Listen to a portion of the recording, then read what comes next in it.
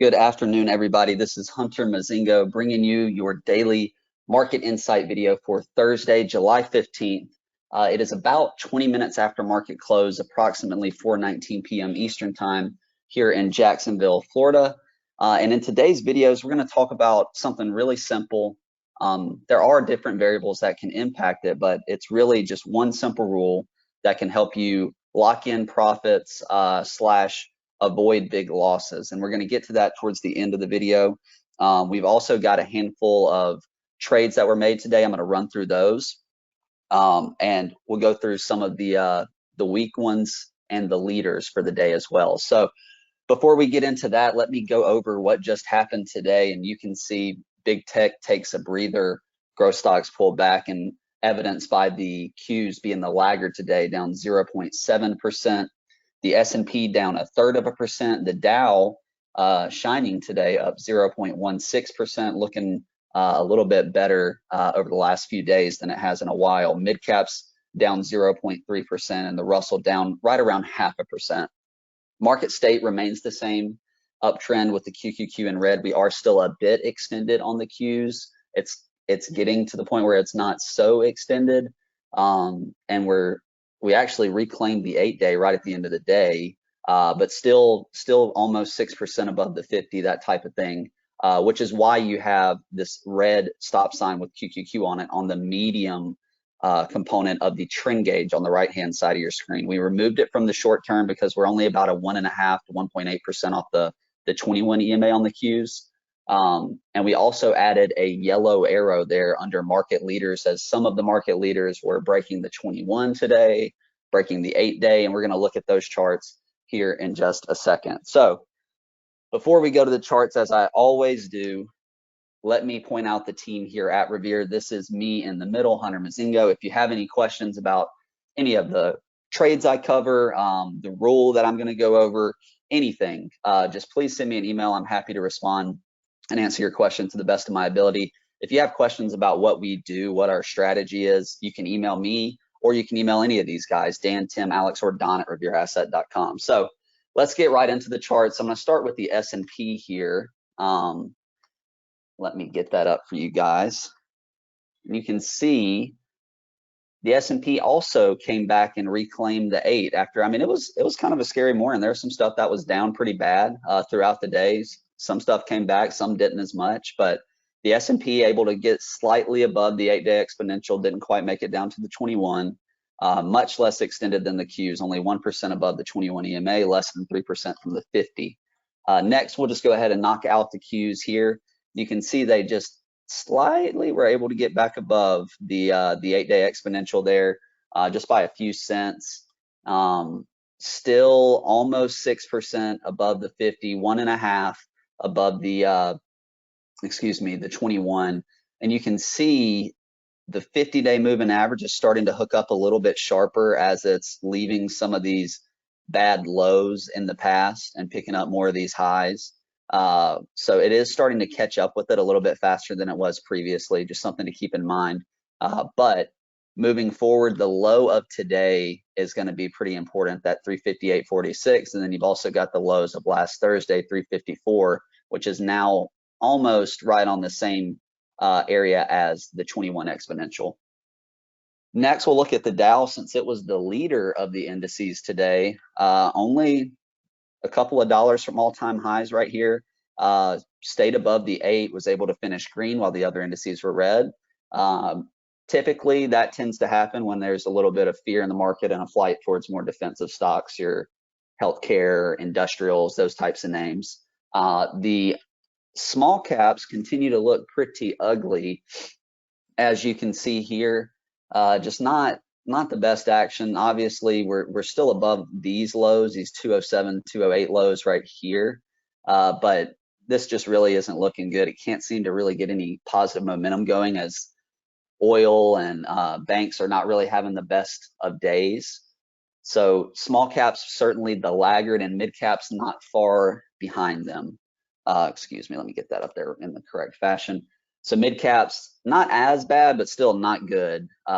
Just not looking the best, below the 50 and the 21, just like the small caps. So Before we go into the charts, I'm going to go over the trades we made first. I want to take a look at TLT and conversely how that impacted yield. So you can see TLT was up 1.1%. I say this in the videos when I go over it. If TLT is up, that means bond prices are up, which conversely means that yields are down, which is typically good for growth, bad for banks, right? Well, we've started to see that correlation fall apart to some degree over the last 4 or 5 days. So this day here, bond prices were down pretty substantially. It was a really harsh reversal. So this is going to be 713. And I'm going to pull up, let's just pull up Goldman Sachs. 713. Goldman Sachs is down 1.2%, while bond yields had a big spike. And we just saw banks not react to that like they had been in the past. And then, of course, today, right, you get TLT up 1%, 1.1%, but yet Qs are down 0.7%. A lot of growth stocks were down 1, 2, 3, 4, 5% or more. There was a lot of selling today. So, you know, the typical thing we were seeing is, okay, well, if bond prices are up, typically that means growth is doing a little bit better or having a good day. If bond prices are down and yields are up, that means banks are most likely having a good day. We've started to see that correlation not be so correlated over the last week or so, I would say. So let's go ahead and get into some of the trades for today. So we got stopped out of MSOS here as it broke the 200 day this morning, wasn't able to get back above it. We sold a portion yesterday and then sold the remainder today, right around this 38 level, right as it was getting below the 200 day. Excuse me. The weed bill from Schumer appears to have been a sell the news event. The weed stocks, a lot of the components of this ETF. I'll just show you an example here.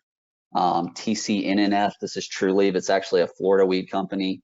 You can see they were sold off pretty hard, ended up coming back strong. Curaleaf is another one.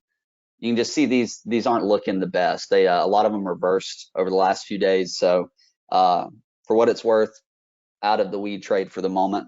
We bought UNH today on this really nice reversal off of the 50. They reported earnings and came down, touched the 50 and the 21. They're pretty much converged right here and ended up finishing the day really strong. I'll show you a 5-minute chart so you can see what I'm talking about.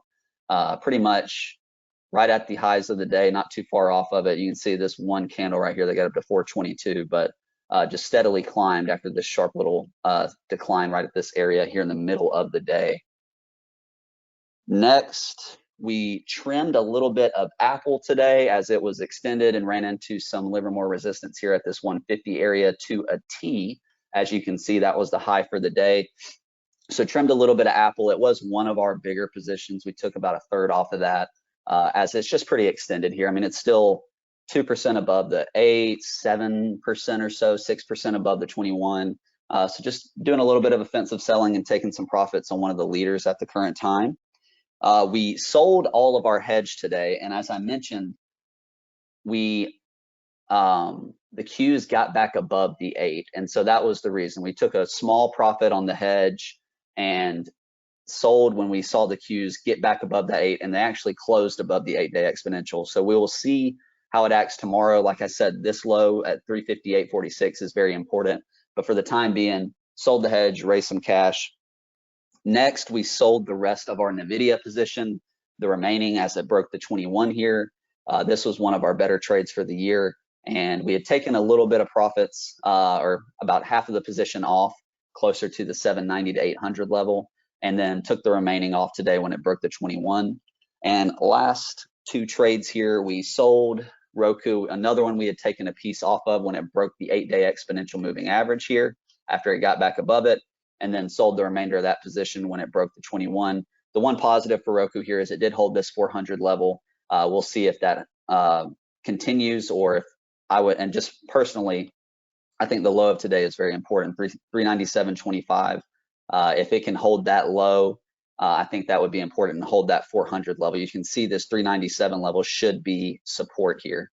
And last sell of the day was Amazon. We sold that on a break of the 8-day. It was one that was relatively extended, that we had kind of bought on a breakout, and so just took a small loss here on Amazon as it broke the 8 with some conviction for the first time since it really started moving, as you can see right here. So that accounts for all the trades today. Now I want to run through a few things that were actually very weak, and that is speculative names. Speculative names have been getting absolutely hammered recently. So this is ChargePoint. It's a recent SPAC. That's a electric vehicle charging company. You can see it's down 5% today. It's kind of fallen apart here in the last 2 weeks or so. Another name, Space, down 50% almost since Richard Branson was launched into space, or since this high right here, running up ahead of it. And another name, Upwork, not as speculative as the previous two, but just a brutal reversal and failed breakout here. I mean, it was down 17% yesterday, and then down another 2.5 today. It was down almost 5 at one point. Did reclaim the 50-day, but just to show you there, I mean, there was some carnage in the market today, especially in these speculative growth names. Like, I mean, you can run through a list. I just pull up some really quick. Fubo. Actually, that one came back nicely. It was down pretty bad. I'm not sure what's causing the spike after the after hours here, but a lot of those names, the speculative names, got hit pretty hard. One area that was very strong today was XLU, up 1.13%. That's a pretty big move for utilities. Oil continues to be weak. You can see oil is down 2%, failed here, right? Just a brutal break, down 5% on the ETF. That's a big move, and down another 2% today. And lastly, Moderna, the vaccine stocks were very strong today. Moderna up 5%, BNTX, BioNTech, also strong today, up 4%. So just a kind of an odd pocket of strength today, vaccine stocks. So to get to that one rule that I was talking about, and it's going to be very simple. I'm going to use two examples of which I recently made these trades in my beta test portfolio. And I want to just talk about the simple rule and the fact that you want to pay attention to when previous support turns to resistance. And so what I want to show you here is a 5-minute chart of Celsius. I had bought Celsius probably about a week to week and a half ago, right around the 70, 71 level. And so it, on this day here, which is going to be 7/13, it held that 70 level. You can see it closed right around 72 here, which conversely is right where the 21 is. The 21 EMA was right around 70, okay? So yesterday morning, it gaps down pretty ugly, pretty fast here, as you can see, right? It comes all the way down, undercuts the 21 EMA, undercuts that 70 level, which let me show you why that 70 level is important. You see where the 21 EMA is, right there around 70, right there around 70, and then you've also got these two highs back here, right there around 70. So anyways, it undercuts 70, comes down here to 68, and then bounces up into 70, and has trouble getting any kind of momentum going back over that 70 level. So when I saw this sharp undercut and then an inability to get back over the 70 level, right, which is this where it's at right here, I just went ahead and sold the position and took a 3% loss or so on it. And obviously over the course of the day, it continued lower, and then today it was lower again. So just something you can use in your little toolbox is when you see previous support get sliced through, and then you see an inability to get back over it, that's a good warning sign that maybe you should take a piece off or take the whole position down, depending on what the market's doing. And that played a big role into this, is the market was not acting the best over the last 2 days. We've seen some nasty reversals in some names. So I just wanted to be quick with my decision making. Another example is Inphase. I sold this one today. I had taken some profits in the 180 range as I had bought this. Let me pull it back to a 5 minutes, a little easier to look at. I bought this stock right around 144 when it started to break out. So let me show you where that's at. It's going to be right in this range right here. I think this actually was the day 611 that I bought this one. As solar stocks were starting to get a little bit of resurgence, I noticed the volume, fundamentals look good. So I bought this one, took some profits on this day here in the 180 range, 180 to 183, took a third off. And then so I was still holding 2/3 of the position. And yesterday, it cut through the 21 EMA, which is going to be right around 173. So right around this level here, okay? And so it closed below it. I let that position sit for a day, but I wanted to see if it could possibly get back over it. since I had a nice gain, I was going to see if it could possibly just have one close below the 21 and get back above it. However, this morning, it immediately ran up into that 21 EMA. It's right at 173.50, 174, and just really could not get back over it. So in the same scenario, I sold it and took the rest of my profits at about an 18% gain here at this 170 level when it started to fall apart after it couldn't get through the 173 area.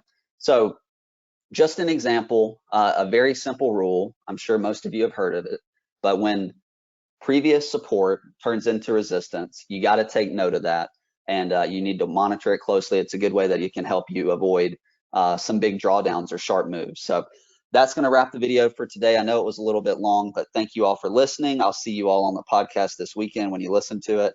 Have a great weekend, everyone, and thank you for listening as always.